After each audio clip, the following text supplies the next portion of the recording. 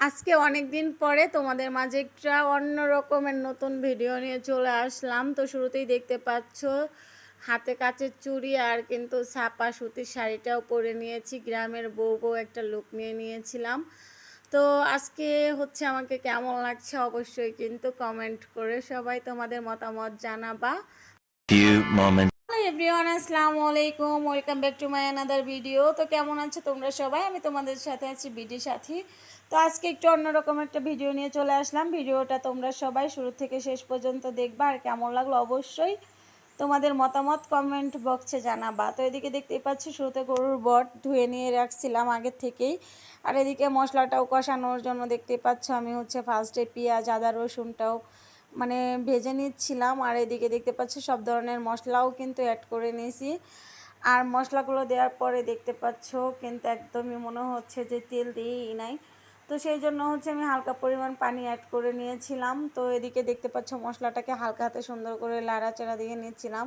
আর এদিকে মশলাটাও কিন্তু কষানো হয়ে গেছে, তেল যেহেতু ছেড়ে দিয়েছে। তো এদিকে দেখতে পাচ্ছ গরুর বটটাকে কিন্তু আমি আগের থেকে ভেজে রাখছিলাম তেল দিয়ে।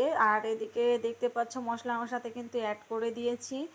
তো সুন্দর মতন লাইড়া চাইড়া হচ্ছে মশলার সাথে মানে গরুর বটটাকে একটু কষিয়ে নিব।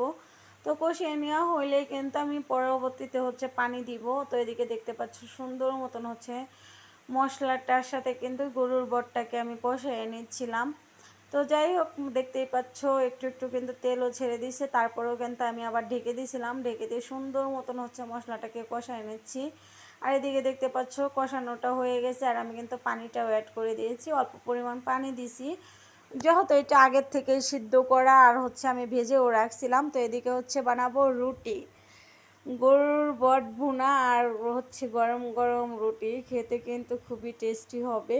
তো এদিকে দেখতে পাচ্ছেন আমি শুরুতেই হচ্ছে আটাটাকে একটু মানে টেলে নিচ্ছিলাম, যেহেতু হচ্ছে আটাটা অনেক আগের রাখা ছিল।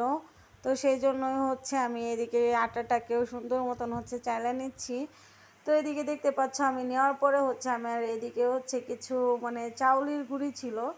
তো গুঁড়িটার মধ্যে কিছু একটা ছিল যেটা আমি বুঝতে পারি নাই, মনে হচ্ছিল একটু ময়লা টাইপের। তো সেই জন্য আমি আবারও হচ্ছে মানে ডাবল করে হচ্ছে আটাটাকে চেলে নিচ্ছিলাম। তো এদিকে আমার আটাটাও কিন্তু চালা হয়ে গেছে, তারপর হচ্ছে গরম পানির মধ্যে দিয়ে দিলাম। দিয়ে হচ্ছে দেখতেই পাচ্ছেন একদম মানে সুন্দর মতো লাইড়ে চেড়ে হচ্ছে আটাটাকে মানে সিদ্ধ করে নিচ্ছিলাম। তো এদিকে চুলায় দিয়ে কিন্তু আমি সুন্দর মতন সিদ্ধ করে নিয়েছি।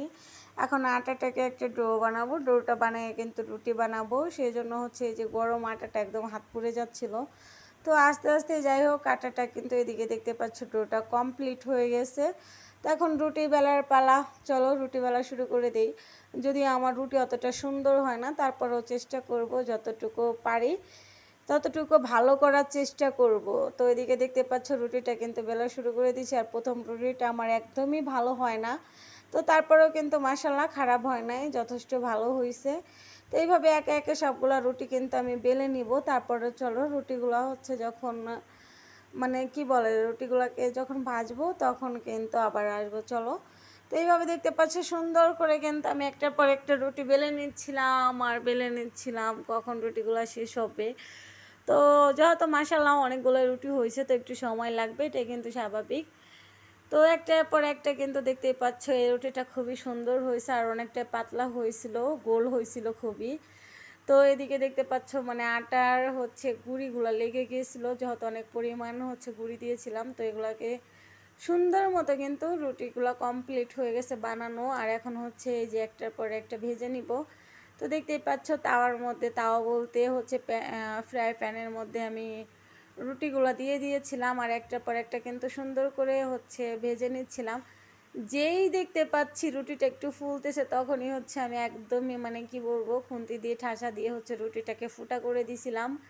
বুঝি না আমার রুটি একদমই ফুলতেছিল না, তারপরেও মাশাআল্লাহ মোটামুটি কিন্তু ভালোই হচ্ছিল, একদমও কিন্তু খারাপ হচ্ছিল না, যেহেতু আমি একদমই নতুন। আর এদিকে দেখতে পাচ্ছ সবগুলো রুটি কিন্তু ভাজা হয়ে গেছে, আর আমি এদিকে একটার পর একটা গুছিয়ে রাখতেছিলাম যাতে হচ্ছে রুটিগুলো শক্ত না হয়ে যায়, সুন্দরভাবে হচ্ছে একটা কিছুর মধ্যে রেখে দিব। সেই জন্য একটার উপর একটা কিন্তু আমি এভাবে রেখে দিচ্ছি গোছগাছ করে। আর মাশাআল্লাহ দেখতেই পাচ্ছেন অনেকগুলো রুটি হয়েছে। আর এদিকে কি বলবো মাশাআল্লাহ মাশাআল্লাহ অনেক সুন্দর একটা কালার চলে আসছে গরুর বটের। যত আমি একটু পানি রাখবো না, একদম ভুনা ভুনা করে। বট ভুনা হয়ে গেছে আর এদিকে রুটিটাও রেডি হয়ে গেছে। তো আজকের রিভিউটা আপনারা দিবেন, কার কার গরুর বট আর রুটি পছন্দ অবশ্যই কমেন্ট করে জানিয়ে যাবেন। তো ভিডিওটা এখানেই শেষ করতেছি। সবাই ভালো থাকবেন, সুস্থ থাকবেন, ইনশাআল্লাহ দেখা হবে পরবর্তী ভিডিওতে। আল্লাহ হাফেজ।